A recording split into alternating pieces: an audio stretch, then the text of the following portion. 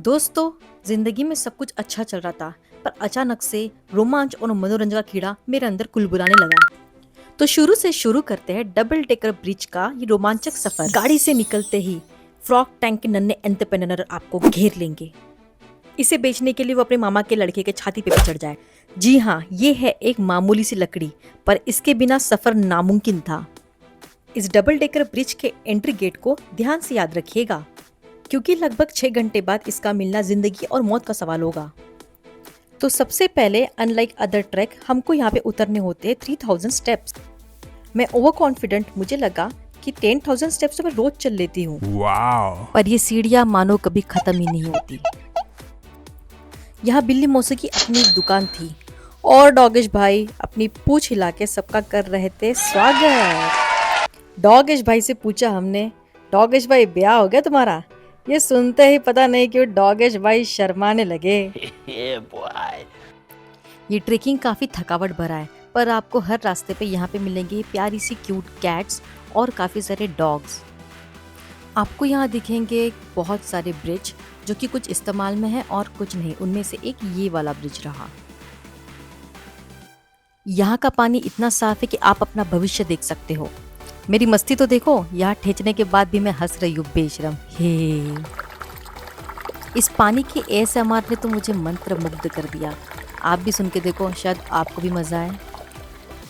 कभी अगर यहाँ आओ तो इस पड़ाव पे रुक जाना और आंख में भर लेना ये सुंदर नज़ारा। कहते हैं अनजानों पे भरोसा मत करना, पर आप यहाँ पे अनजानों के ही भरोसे होते हो। पर हर बात सच्ची नहीं होती, जैसे कि ये कहना बस 20 मिनट और वॉक करना है। ये मोमोज क्या बावली चीज़ है, हर जगह मिल जाते हैं। ट्रस्ट में ये जगह 2 या 3 पहाड़ चढ़ने के बाद आती है। यहाँ के लोग और इनका जीवन काफ़ी सादा है।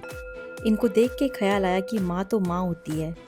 माँ तो यहाँ थी नहीं, पर यहाँ थे मोमो। इससे ज़्यादा बेहतरीन और लजीज मोमोज मैंने कभी भी नहीं खाए। हमारे यहाँ पे कोई गाइड नहीं था, पर ये क्यूट से डॉगिश भाई हमें हर जगह मिल जाते और रास्ता दिखाते। फाइनली हम पहुंच गए the double decker bridge. Instagram के रील्स पे मत जाना, ये है यहाँ की सच्चाई। यहाँ होती है काफी सारी भीड़। ये रूट्स इतनी स्ट्रांगली आपस में जुड़ी है जैसे कि तुम्हारी जिंदगी से तुम्हारी प्रॉब्लम्स। इस ब्रिज को देख के लगा कि यही स्वर्ग है, और स्वर्ग का सफर शायद इसी तरह कठिन होता होगा। अगर म से मोमोज होता है तो म से मैगी भी होती, चुन्नी बाबू। और यहाँ म से मछली भी है जो कि आपको बहुत गुदगुदी करती है। मैगी खाते खाते यहाँ पे हम ले रहे थे फ्री स्पा। मछलियाँ मानो अपनी बहनों को दूर दूर से बुला रही थी। अगर आप भीग जाओ तो मेरी पीछे वाली जगह पे आप क्लोथ चेंज कर सकते हो। मैगी खाते ही मेरे तन बदन में मानो बिजली से दौड़ उठी। थोड़ा और आगे ही पता नहीं कहाँ से कुत्ते के हाँफने की आवाज़ आने लगी, पर कुत्ता तो यहाँ था नहीं। अचानक से मैंने थोड़ा पानी पिया और पता नहीं कुत्ते की आवाज़ गायब सी हो गई।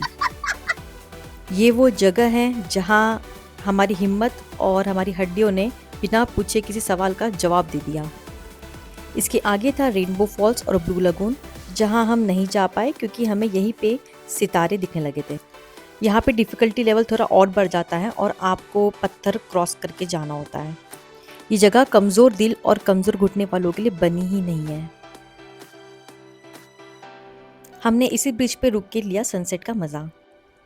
यहाँ हम उस आदमी को ढूंढ रहे थे जिसने कहा था कि सिर्फ 3 के स्टेप्स चलना है और आप पहुँच जाओगे डबल डेकर ब्रिज। कुछ मिले ना मिले, पर यहाँ के जंगलों में आपको सुकून भरी शांति ज़रूर मिलेंगी। हड्डियों की चरचर वाली आवाज़ से याद आया कि मुझे यहाँ लाया कौन था। ये औरत, जी हाँ, ये औरत मेरी बेस्ट फ्रेंड।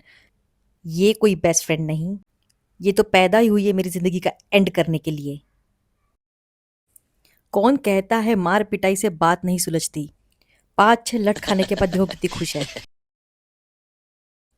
इतना चल के लोग यहाँ महसूस कर रहे थे काफ़ी तरोताज़ा, और मैं महसूस कर रही थी काफ़ी सूजा साजा। कुछ दूर चलने के बाद हमें मिलता है ये हरे पत्तों का खजाना।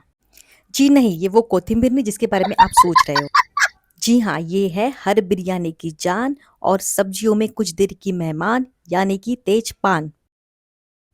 बट रिस्पेक्टिंग लोकल्स हमने यहाँ से कुछ नहीं उठाया और आगे चल दिए। ये किसी के सपने जैसा लगता है कि भाई चल कहीं पहाड़ों में फुटबॉल खेलेंगे। इनको देख के लगा कि असली ज़िंदगी तो ये जी रहे हैं, ना वाईफाई ना फ़ोन। क्या लड़का और क्या लड़की, यहाँ पे हर कोई था रोनाल्डो और मेसी। इनको देख के इस जंगल के बीच कुछ जल रहा था और वो था मेरा दिल। वापसी के टाइम ये ब्रिज काफ़ी खाली था और ऑलमोस्ट बज रहे थे 3।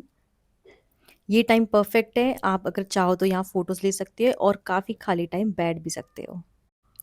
इन मछलियों को देखते हुए समय का पता ही नहीं चलता और यहाँ पे 4 बजे ही रात होने लगती है। इस ब्रिज पे थोड़ा सुस्ताने के बाद हम यहाँ से वापसी का रास्ता पकड़ लेते हैं। वापसी का रास्ता काफ़ी ज़्यादा कठिन था क्योंकि जितना हम उतरे थे अभी हमें उतना ही चल के ऊपर जाना था। अगर आप ये जगह प्लान कर रहे हो तो आप 1 दिन का होम स्टे ले लें। हमने इसे कंप्लीट किया 1 ही दिन में और नेक्स्ट डे हम उठ भी नहीं पा रहे थे। वापसी के दौरान अगर आपको लगे कि आप आगे बिल्कुल भी नहीं चल पाओगे, तो यहाँ के कुछ लोकल आपको स्ट्रेचर पे बिठा के गेट तक पहुँचा सकते हैं। स्ट्रेचर का रेंट होता है अराउंड 5000 टू 10,000। इस ट्रेक से रिलेटेड अगर कोई भी क्वेश्चन हो तो कमेंट में पूछे।